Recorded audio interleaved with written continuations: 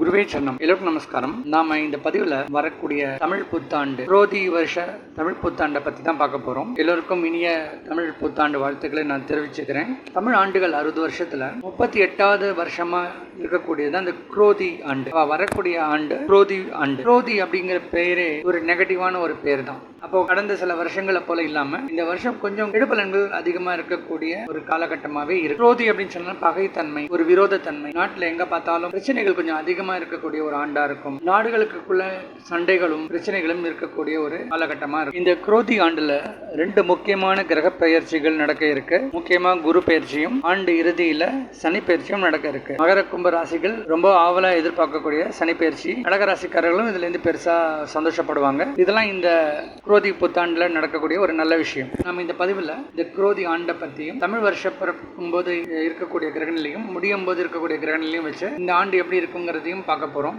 அதே போல ஒவ்வொரு ராசிக்கும் எப்படிப்பட்ட பலன் இருக்கும் இந்த ஆண்டு அப்படிங்கறத நம்ம பார்க்க போறோம். நீங்க இந்த வீடியோ ஸ்கிப் பண்ணாம முழுசா பாருங்க. அப்பதான் உங்களுக்கு நான் சொல்லக்கூடிய பலன்கள்லாம் கொஞ்சம் தெளிவா புரியும். அதே போல நீங்க இந்த சேனலுக்கு புதிய மெம்பர் அப்படின்னா சப்ஸ்கிரைப் பண்ணிக்கோங்க. அப்பதான் நான் வெளியிடக்கூடிய பதிவுகள் உங்களுக்கு உடனுக்குடன் வரும். குரோதி ஆண்டு. குரோதி அப்படின்னு சொன்னாலே பகைமைத்தன்மை இருக்கக்கூடிய ஒரு ஆண்டு. இந்த ஆண்டுல மக்களுக்கு நடுவில் நிறைய பிரச்சனைகளும் பகைமையும் ஏற்படக்கூடிய ஒரு ஆண்டாவே இருக்கும். அங்கங்க சின்ன சின்ன கலவரங்களும் பிரச்சனைகளும் அதிகமா தலை தூக்கக்கூடிய ஒரு ஆண்டா இருக்கும். வருஷம் கொடூரமான ஒரு வருஷமாவே இருக்கும். நிறைய இடத்துல கொலை கொள்ளை இது போன்ற நிகழ்வுகள்லாம் அதிகமா ஏற்படக்கூடிய ஒரு சூழல் இருக்கும். நிறைய இடத்துல திருட்டு நடக்கிறது, பேங்க்ல கொள்ளையடிக்கிறது, பொதுமக்கள் கிட்ட இருந்து வழிப்பறி கொள்ளை நடக்கிறது, இப்படிலாம் சில பிரச்சனைகள் இருக்கக்கூடிய ஒரு ஆண்டாக இருக்கும். இந்த ஆண்டில் விவசாயம் கொஞ்சம் கம்மியாக இருக்கும். நிறைய பொருட்களுக்கு தட்டுப்பாடு ஏற்படக்கூடிய சூழல் இருக்க சான்ஸ் இருக்குது. நம்ம தேவைக்கேற்ப ஒரு உற்பத்தி இருக்காது. விளைச்சல் கொஞ்சம் கம்மியாக தான் இருக்கும். சில நேரங்களில் அதிக மழையும், மழை தேவைப்படக்கூடிய நேரங்களில் மழை பெய்யாமல் போகக்கூடிய சூழலும் இருக்குது. இந்த ஆண்டில் பூகம்பம் அதிகமாக இருக்கும். மழை சில நேரங்களில் குறைச்சலாகவும் சில நேரங்களில் ரொம்ப அதிகமாகவும் மழை பொழிவுகள் இருக்குது. ஒரு சூழ்நிலை இந்த ஆண்டு இருக்கு. ஃபியூச்சருக்கு ஒரு பொலிட்டிக்கல் லீடரோ ஒரு ஸ்பிரிச்சுவல் லீடரோ பிறக்கக்கூடிய ஆண்டா இருக்கும்.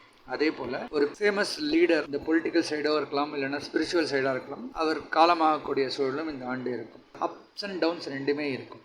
அதுபோல் நாட்டில் அங்கங்கே கொலை கொள்ளை அதிகமாக ஏற்பட்டாலும் அதை ரெஸ்ட்ரிக்ட் பண்ணுறதுக்காக நிறைய சட்டங்களும் சட்ட திருத்தங்களும் ஏற்படக்கூடிய அமைப்பும் இந்த ஆண்டு இருக்கும். எஜுகேஷன் சிஸ்டமில் புதிய ரூல்ஸ் கொண்டு வரதுக்கான வாய்ப்புகள் இந்த ஆண்டு இருக்குது. ஸோ ஸ்கூல்ஸ், காலேஜ், யூனிவர்சிட்டிஸ் இதிலெல்லாம் சில பாட திருத்தங்களோ ஒரு சில சேஞ்சஸ் கொண்டு வரதுக்கான வாய்ப்புகள் இருக்கும். ஆர்மி, நேவி இந்த துறைகள்லையும் ஒரு சில சட்ட திருத்தங்கள் ஏற்படுறதுக்கான வாய்ப்புகள் இந்த ஆண்டு இருக்குது. ரைட்ஸ், ஹியூமன் ரைட்ஸ், சொசைட்டியில் இருக்கக்கூடிய ஹியூமன் ரைட்ஸ்க்காகவும் சில திருத்தங்கள் ஏற்படுறதுக்கான வாய்ப்புகள் இருக்குது இந்த ஆண்டு. சோஷியல், கல்ச்சரல் அண்ட் ரிலீஜியன்ஸ் ரிலேட்டடான சில விஷயங்கள்லையும் ஒரு சில சேஞ்சஸ் சட்ட ரீதியாக கொண்டு வரதுக்கான வாய்ப்புகள் இருக்குது. ஒரு சில நாடுகளுக்கு இடையே பிரச்சனைகளும் சண்டைகளும் ஏற்படக்கூடிய சூழல் இருக்குது. அதே போல் நாடுகளுக்குள்ளே இருக்கக்கூடிய சண்டைகளை தீர்த்து வைக்கக்கூடிய சில பீஸ் ரெசல்யூஷன் நடக்கக்கூடிய ஆண்டாகவும் இருக்கும். ஸோ ஒரு பக்கம் சண்டைக்கான ஒரு அஸ்திவாரமும் இருக்கும். ஒரு சில முக்கிய சண்டைகளுக்கு ஒரு முடிவு கட்டக்கூடிய ஒரு அமைப்பாகவும் இந்த ஆண்டு இருக்க சான்ஸ் இருக்கு. இந்த ஆண்டுல செவ்வாய் தான் ராஜாவா இருப்பாரு, சனி தான் இந்த ஆண்டுக்கு சேனாதிபதியா இருப்பாரு. அதனால இந்த செவ்வாய் சனி சேர்க்கை அப்படின்னாலே 2 எக்ஸ்ட்ரீம். ஒன்று ரொம்ப ஸ்லோவாகவும் சில விஷயம் நடக்கும், வேகமாகவும் சில விஷயங்கள் நடக்கும். இது அந்த அடிப்படையில் தான் நாட்டில் சில பிரச்சனைகளும் இருக்கும். அந்த பிரச்சனைக்குள்ள தீர்வும் இந்த ஆண்டு கிடைக்கிறதுக்கான ஒரு சூழல் இருக்கும். அப்போது இந்த ஆண்டை பொறுத்த வரைக்கும் பொதுவாக பார்க்கும்போது அந்த அளவுக்கு ஒரு ஹாப்பியான ஒரு டைம்னு சொல்ல முடியாது. கொஞ்சம் பிரச்சனைகள் உள்ள ஒரு ஆண்டுன்னு தான் சொல்லணும். இப்போ இந்த ஆண்டு துவங்கும் போது இருக்கக்கூடிய கிரக நிலையை பார்க்கலாம். ஏப்ரல் மாதம் 14ஆம் தேதி 2024 அன்னைக்கு திருவாதிரை நட்சத்திரத்தில் இந்த குரோதி ஆண்டு தொடங்குறது. அதே போல் அடுத்த வருஷம் 2025 ஏப்ரல் மாதம் 14ஆம் தேதியோட இந்த குரோதி ஆண்டு முடியும் போது சுவாதி நட்சத்திரத்தோட முடிகிறது. அப்போ இந்த ஆண்டு தொடங்கும் போதும் ராகுவோடைய திருவாதிரை நட்சத்திரம், முடியும் போது ராகுவோடைய சுவாதி நட்சத்திரம். இந்த ஆண்டு முழுவதும் பார்த்தோம்னா ராகுவோடைய பிடிக்குள்ள இருக்கிற போல தான் தெரியுது. ராகு அப்படின்னு சொன்னாலே சூதாட்டம், கேம்பிளிங், தவறான முறைகளில் பணம் சம்பாதிக்கக்கூடிய சூழல், பிரச்சனைகள், விரோதத்தன்மை, அதர்மம் தலை தூக்கி இருக்கக்கூடிய சூழல், இப்படி பல விஷயங்கள் இந்த ஆண்டு நடக்கிறதுக்கான தர்ம சங்கடம் ஏற்படும் அப்படின்னு சொல்லலாம். இப்போ இந்த ஆண்டு தொடங்கும் போது இருக்கக்கூடிய கிரகநிலை பார்க்கும்போது கும்பத்தில் சனி செவ்வாய் சேர்க்கையோடையே தான் ஆரம்பிக்குது.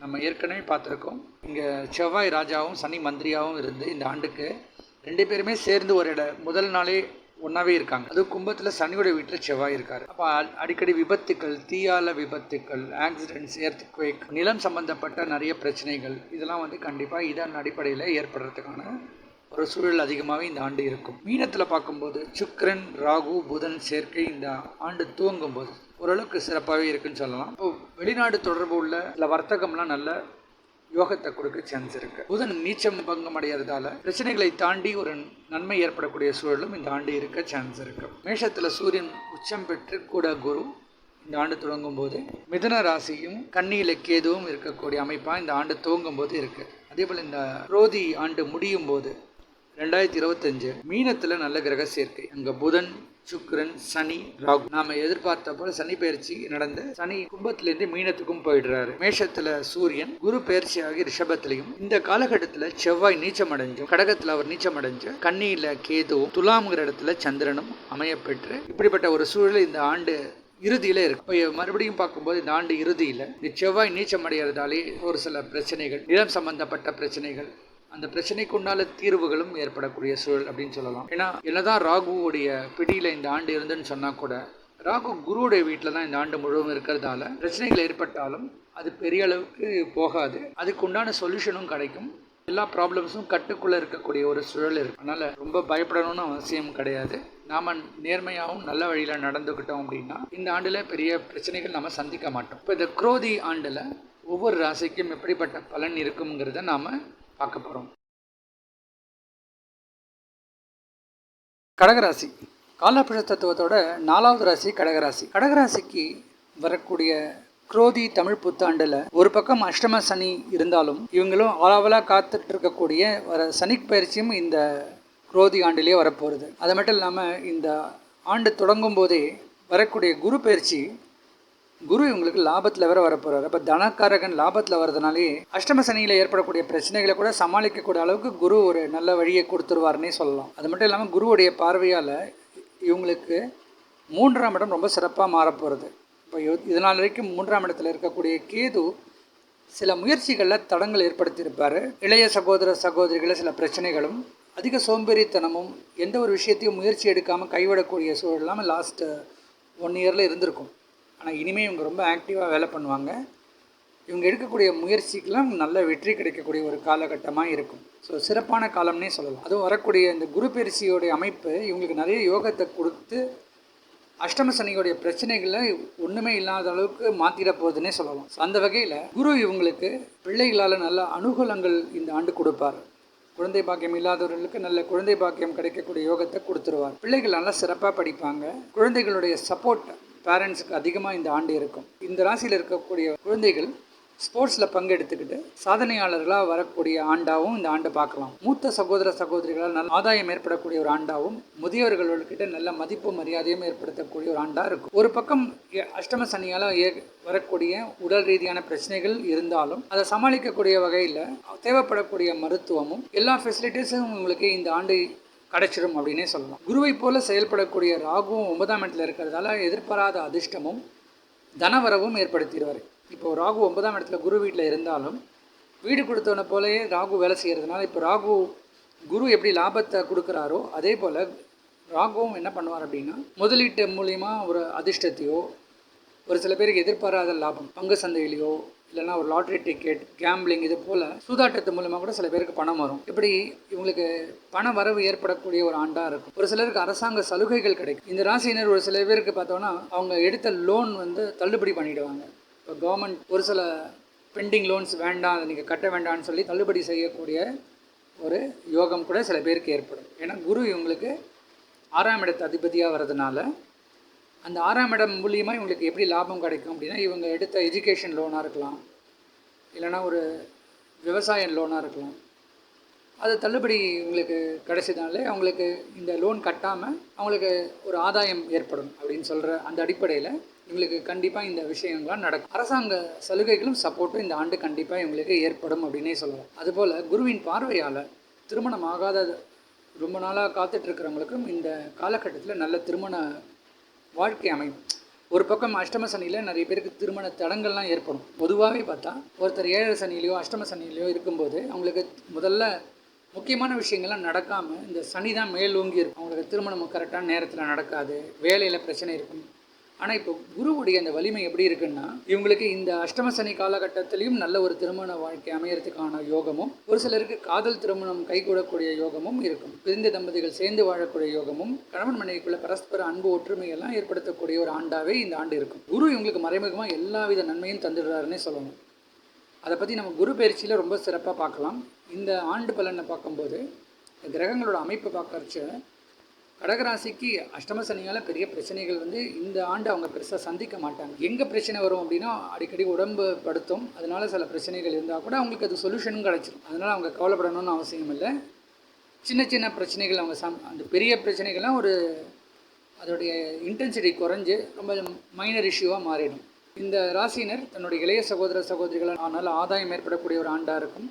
ஒரு சில பேருக்கு ஆன்மீக பயணம் கிடைக்கிறதுக்கான ஒரு சூழ்நிலை இந்த ஆண்டு இருக்கும். பிஸ்னஸ் ஓரளவுக்கு நன்மை தரும் அப்படின்னு சொல்லலாம். இந்த ராசியினர் தங்கம், அதே மாதிரி இமிடேஷன் கோல்டு இதெல்லாம் வியாபாரம் பண்ணுறவங்களுக்கு ஓரளவுக்கு லாபம் தரும். இந்த ராசியில் வாட்டர் பிஸ்னஸ் பண்ணுறவங்க, ஐஸ்கிரீம், கூல் பார், கேட்ரிங் இதெல்லாம் பிஸ்னஸாக எடுத்து பண்ணுறவங்களுக்கும் நல்ல லாபம் தரக்கூடிய ஒரு ஆண்டாக மாறிடும். இதுக்கடுத்து ஜுவல்லரி பிஸ்னஸ் பண்ணுறவங்க, டெக்ஸ்டைல் பிஸ்னஸ் பண்ணுறவங்க, அழகு நிலையங்கள் வச்சுருக்கிறவங்க இவங்களுக்கும் ஓரளவுக்கு நன்மை தரக்கூடிய ஒரு ஆண்டாக இருக்கும். ஆண்களாக இருந்தால் இந்த ஜிம்லாம் வச்சு மெயின்டைன் பண்ணுறவங்க அவங்களுக்கும் இந்த ஆண்டில் நிறைய வாடிக்கையாளர்கள் அவங்களுடைய ஜிம்மில் ஜாயின் பண்ணுறதுக்கும் அவங்களுடைய பயிற்சியால் நிறைய பேர் பயனடையக்கூடிய ஒரு வகையில் இந்த ஆண்டு இருக்கும் அப்படின்னு சொல்லலாம். மாணவர்கள் ரொம்ப சிறப்பாக படிப்பாங்க, நல்ல சாதனையாளர்களாக மாறுறதுக்கு சான்சஸ் இருக்குது. ஒரு சிலருக்கு அரசாங்க சப்போர்ட் கிடைக்கும். ஒரு சில பேர் அரசியலில் புதுசாக ஜாயின் பண்ணுறதுக்கான வாய்ப்புகள் கிடைக்கும். அரசியலில் கூட சில பேருக்கு வாய்ப்புகள் கிடைக்கும். ஒரு சிலருக்கு கலைத்துறையில் என்ட்ரி கிடைக்கும். அதுலேயும் அவங்க நடிக்கக்கூடிய முதல் படமாக இருக்கலாம். அது கூட அவங்களுக்கு ஒரு நல்ல ஹிட் கொடுக்கக்கூடிய வகையில் அவங்களுடைய ஃப்யூச்சரில் இவங்களை பற்றி பேசக்கூடிய அளவுக்கு அந்த படைப்புகள் அவங்களுக்கு பாசிட்டிவாக மாறுறதுக்கும் சான்ஸ் இருக்குது. இப்போ கடகராசிக்கு ஒரு பக்கம் அஷ்டம சனின்னு சொன்னால் கூட இந்த குரோதி ஆண்டு அவங்களுக்கு பொறுத்த வரைக்கும் ரொம்ப நன்மை தரக்கூடிய ஒரு ஆண்டு அப்படின்னே சொல்லலாம். சுமார் 80% வரைக்கும் நல்ல பலனை தரும் அப்படிங்கிறது என்னுடைய கருத்து. கடகராசி அப்படின்னு சொன்னாலே குருவுடைய புனர்பூச நட்சத்திரம் 4ஆம் பாதம், சனியுடைய பூச நட்சத்திரம், புதனுடைய ஆயில்ய நட்சத்திரம், இந்த நட்சத்திர தொகுப்புகள் கொண்டது தான் கடகராசி. அதில் முதல்ல குருவுடைய புனர்பூசம் 4ஆம் பாதத்தில் பிறந்தவங்களுக்கு இந்த ஆண்டில் நல்ல வேலை வாய்ப்புகளும், திருமணம் ஆகாதவர்களுக்கு திருமண வாழ்க்கையெல்லாம் அமையக்கூடிய ஒரு ஆண்டாக இருக்கும். வேலையிலையும் ஒரு சில பேருக்கு வெளிநாடு போகக்கூடிய ஒரு யோகமும், எதிர்பாராத அதிர்ஷ்டம், தந்தை வழி சொத்துக்கள் கிடைக்கக்கூடிய யோகமும், பேங்க்ல லோன் கிடைக்கக்கூடிய ஒரு வாய்ப்பெல்லாம் இந்த ஆண்டு இருக்கும். எதிரிகளை ஜெயிக்கக்கூடிய ஒரு ஆண்டா இருக்கும். இவங்களுக்கு சுமார் 80% வரைக்கும் நல்ல பலனை கொடுக்கும் அப்படிங்கிறது என்னுடைய கருத்து. இதுக்கு அடுத்தது சனியுடைய பூச நட்சத்திரத்துக்கு சனியே 8ஆம் இடத்துல இருக்கிறதால ஒரு சில நேரங்களில் உடல் ரீதியாக பிரச்சனைகள் ஏற்படக்கூடிய சூழலும், அதனால சில விரயங்கள் ஏற்படக்கூடிய சூழல் இருக்கும். மற்றபடி இவங்களுக்கும் திருமண வாழ்க்கையெல்லாம் அமையக்கூடிய ஒரு ஆண்டாவே இருக்கும். நண்பர்களால் நல்ல ஆதாயம் ஏற்படக்கூடிய ஒரு ஆண்டா இருக்கும். கணவன் மனைவிக்குள்ள நல்ல ஒரு அன்பு ஒற்றுமை ஏற்படக்கூடிய ஒரு ஆண்டா இருக்கும். இவங்களுக்கு சுமார் 75% வரைக்கும் நல்ல பலனை தரும் அப்படிங்கிறது என்னுடைய கருத்து. இதுக்கடுத்தது புதனுடைய ஆயில்ய நட்சத்திரக்காரர்களுக்கு அவங்களுடைய முயற்சிக்கு நல்ல வெற்றி கிடைக்கக்கூடிய ஒரு ஆண்டு. இளைய சகோதர சகோதரிகள் நல்ல ஆதாயம் ஏற்படக்கூடிய ஆண்டா இருக்கும். இவங்களுக்கு லாபம் ஓரளவுக்கு திருப்திகரமாக இருக்கும். அதே போல லாபத்துக்கு ஏற்ப விரயங்களும் ஏற்படும். இவங்க சொந்த வீடு வாங்குவாங்க, நிலம் வாங்குவாங்க, வண்டி வாகன சேர்க்கை எல்லாம் ஏற்படும். பங்கு சந்தையில் பங்கு வாங்குறது, இது மாதிரி அசட் பர்ச்சேஸ்க்காக இவங்களுக்கு கொஞ்சம் அதிகம் எக்ஸ்பென்சஸ் இருக்கும். பட் இதெல்லாம் இவங்களுக்கு நல்ல ஒரு ஃபியூச்சருக்கு தேவையான ஒரு இன்வெஸ்ட்மெண்ட் மாதிரியே இருக்கும். ஆயில்ய நட்சத்திரக்காரர்களுக்கும் சுமார் 80% வரைக்கும் நல்ல பலனை தரும் இந்த குரோதி ஆண்டு அப்படிங்கிறது தான் என்னுடைய கருத்து.